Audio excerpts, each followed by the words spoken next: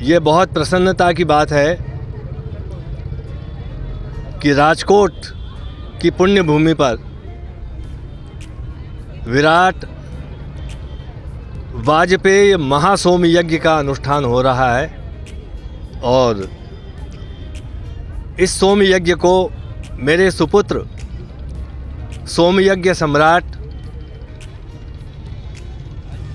Doctor Goswami Shri ब्रजोत्सव जी महाराज कर रहे हैं। उनका ये 51वां सोम यज्ञ है और उन्होंने विश्व रिकॉर्ड, विश्व कीर्तिमान स्थापित किया है। इतनी छोटी सी उम्र में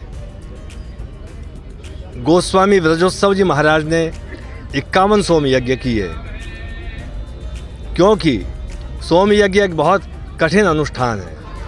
इसके लिए एक एक महीने का व्रत रखना पड़ता है, फलाहार करना पड़ता है, बहुत सारे व्रत, बहुत सारे नियम पालन करने पड़ते हैं। हर एक कोई नहीं कर सकता। इसी प्रकार एक सोम यज्ञ के बाद 1000 ब्राह्मण भोजन एवं दक्षिणा का विधान है। इसी प्रकार गोग्रास के लिए विधान है, गौदान का विधान है। इसलिए ये सोम यज्ञ जो है बहुत कठिन है। किंतु जिस प्रकार मैंने 86 सोम यज्ञ किए देश विदेश, लंदन एवं अमेरिका में, इसी तरह से गोस्वामी सोम यज्ञ सम्राट ब्रजोत्सव जी ने भी अमेरिका एवं लंदन में सोम यज्ञ करके हमारी भारतीय संस्कृति का शंखनाद किया है एवं भारतीय ध्वजा फहरा करके पूरे विश्व में डंका बजाया है। वे शास्त्रीय संगीत के भी बहुत अच्छे गायक हैं और इस शास्त्रीय संगीत की शिक्षा मैंने उनको दी। इसके बाद उन्होंने कई जगह कार्यक्रम किए। ब्रजोत्सव जी को कई अनेक अवार्ड मिले हैं और वो संस्कृत, वैदिक साहित्य, भारतीय धर्मशास्त्र के प्रकांड विद्वान हैं। मैं आशा करता हूँ कि राजकोट की जनता का इसी प्रकार से प्रेम स्नेह मिलता रहे। इसलिए सन 2024 में भी राजकोट में फिर से सोम यज्ञ होने जा रहा है और मोरबी में भी सोम यज्ञ होने जा रहा है। उसको डॉक्टर गोस्वामी ब्रजोत्सव जी महाराज ने एक वर्ल्ड रिकॉर्ड कायम किया है और यह वर्ल्ड रिकॉर्ड का पुरस्कार उनको मिला है। बहुत खुशी है। और मैंने ही सोम यज्ञ में विष्णु गोपाल यज्ञ का शुभारंभ किया, क्योंकि विष्णु गोपाल जो यज्ञ है उससे रिद्धि सिद्धि समृद्धि मिलती है। सोम यज्ञ में तो हम ही बैठते हैं, क्योंकि इतने नियम, इतने कड़क और कठिन नियम, हर एक से पालन होना बड़ा कठिन है।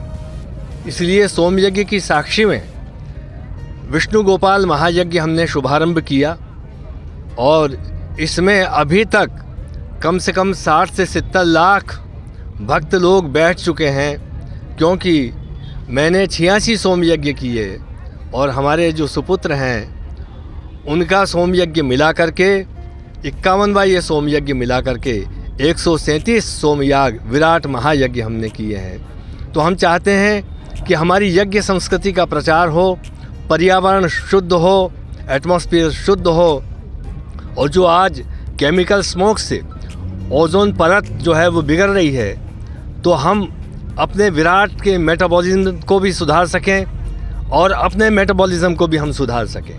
मूल कारण क्या है कि ये केमिकल स्मोक इतना जा रहा है, परंतु जब जब हम औषधियों से हवन करते हैं, वनस्पतियों से हवन करते हैं, तो पर्यावरण अत्यंत शुद्ध हो जाता है। जो जापे वाली स्त्री है, डिलीवरी पीरियड में भी धुनी दी जाती है और धुआं किया जाता है ताकि किसी भी प्रकार का संक्रमण दूर हो जाए। तो हमारे यज्ञ में इतनी ताकत है कि विविध प्रकार की औषधियाँ, वनस्पतियों से जब हवन होता है तो हमारा स्वास्थ्य सुधरता है, हम शुद्ध श्वास लेते हैं, हमारा रेस्पिरेटरी सिस्टम जो है वो बिल्कुल प्योर अच्छा हो जाता है और हमारा जीवन भी स्वस्थ रहता है। इसलिए यज्ञ संस्कृति प्राचीन संस्कृति है और इस यज्ञ की ध्वजा राजकोट ने उठाई है और हमने ही यहाँ सबसे ज़्यादा सोम यज्ञ किए। मैं बहुत बहुत आशीर्वाद देता हूँ पुनः कि मोरबी, राजकोट, सुरेंद्र नगर, द्वारका, गोंडल आदि जहाँ जहाँ हमने सोम यज्ञ किए हैं और जाम खंभालिया, सब जगह ऐसा सोम यज्ञ हुए कि जहाँ एक छोटी छोटी सी दुकानें थी वहाँ बड़े बड़े शोरूम हो गए। और जिन जिन लोगों को ये कामना थी कि हमारे यहाँ पलना बंधे, उनके यहाँ संतान हो, तो भगवान ने उनकी झोली भी भर दी। कहने का मतलब यह है कि जो सोम यज्ञ में खाली झोली लेकर के आएगा वो भर के झोली जाएगा। वो ऐसा आशीर्वाद मिलता है कि जो दिखाई नहीं देता, मगर ये आशीर्वाद ज़िंदगी में कब और किस समय काम आ जाए इसका कुछ पता नहीं। ये तो प्रभु की कृपा है, आशीर्वाद है। बस आप सभी जनों पर आशीर्वाद भगवान का हमेशा बना रहे और बरसता रहे।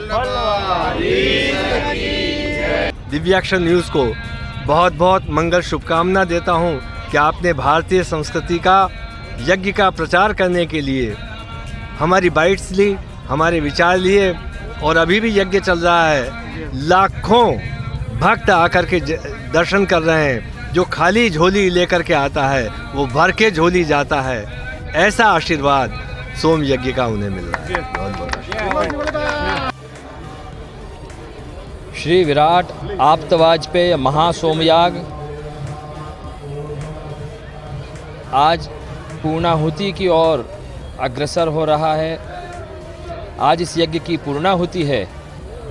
16 तारीख से प्रारंभ हुए इस महान सोम यज्ञ में लाखों वैष्णव भक्त श्रद्धालु जनों ने दर्शन करके, परिक्रमा करके, महाप्रसाद ग्रहण करके अपने जीवन को धन्य बनाया। और असंख्य लोगों ने इसमें अपने भाव का समर्पण करके अपने जीवन को धर्म से जोड़ करके एक नई दिशा प्रदान की है। इस महान आप्तवाजपेय सोमयाग के मुख्य मनोरथी परम भगवदीय वैष्णव श्री राजू भाई पोबारू, श्री कल्पेश भाई पलाण, श्री हरीश भाई, श्री स्वीटू भाई, इन सब ने सर्वजन हिताय सर्वजन सुखाय सभी वैष्णवों को यह लाभ प्रदान किया और हमें इंदौर से पधराया कि सभी भक्तजनों के लिए, समस्त सृष्टि के कल्याण के लिए और भारतीय संस्कृति के उत्थान के लिए यह आयोजन करना है। तो निश्चित यह आयोजन अपने शिखर पर पहुंच चुका है और आपने, हम सब ने मिलके इस धर्म ध्वजा को लहराया है। सभी के जीवन का कल्याण हो, आनंद हो, मंगल हो, शुभ हो, यही मंगल आशीर्वाद है। વિરાટ વાજપેયી સોમયજ્ઞ તારીખ 16થી પ્રારંભ થયો હતો, આજે સમાપન તરફ છે। ત્યારે જેમ જયશ્રીએ કીધું એમ લાખો વૈષ્ણવોએ પરિક્રમાનો લાભ લીધો છે, દર્શનનો લાભ લીધો છે, પ્રસાદનો લાભ લીધો છે। અને રાજકોટ માટે આ જેને કહેવાય કે બહુ જ ખૂબ જ સરસ રીતે ઉજવાયેલો આ ઉત્સવ, લોકોએ દરેક દિવસે સાંસ્કૃતિક કાર્યક્રમનો પણ ખૂબ લાભ લીધો છે। અને હું અને કલ્પેશભાઈ અમે બંને સાથે જ જોડાણા હતા શરૂઆતમાં, પછી લાખો લોકો, હજારો લોકો અમારી સાથે જોડાઈ ગયા છે, એનો અમને આનંદ છે। અને આ સમાપન થઈ રહ્યું છે ત્યારે સમસ્ત જ્ઞાતિજનોની હૃદયપૂર્વક આભાર માનું છું કે આપ જે કાંઈ તન મનથી અમારી સાથે જોડાયા છો એનો અમને ગર્વ છે। અમે અવારનવાર આવા કાર્યક્રમો કરતા રહીએ એવી અમે પ્રભુ પાસે પ્રાર્થના કરીએ છીએ। અને અમે ખૂબ અમને હરખ છે કે અમે આ કાર્યક્રમ સંપન્ન થવા તરફ છે। કાલથી આ સોનું લાગશે।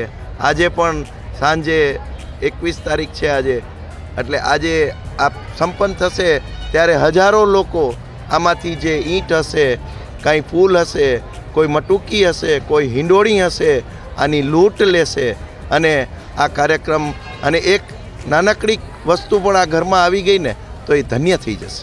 આપણે સારો વિચાર ક્યાંથી આવ્યો કે સોમ યજ્ઞ કરવો જોઈએ? સારો એવો વિચાર આ મારા મિત્ર કલ્પેશભાઈ પલાણની એક વાત હતી, મને ત્યાં મળવા આવ્યા. એક જ મહિનાનો આ કાર્યક્રમ છે.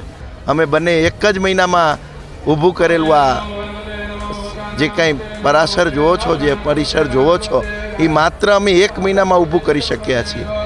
એક મહિના પહેલાં મારી પાસે આવ્યા અને એમને મને કાનમાં બોલાવીને કીધું કે રાજુભાઈ એક જીભ કચરી છે. મેં કીધું બોલો ને.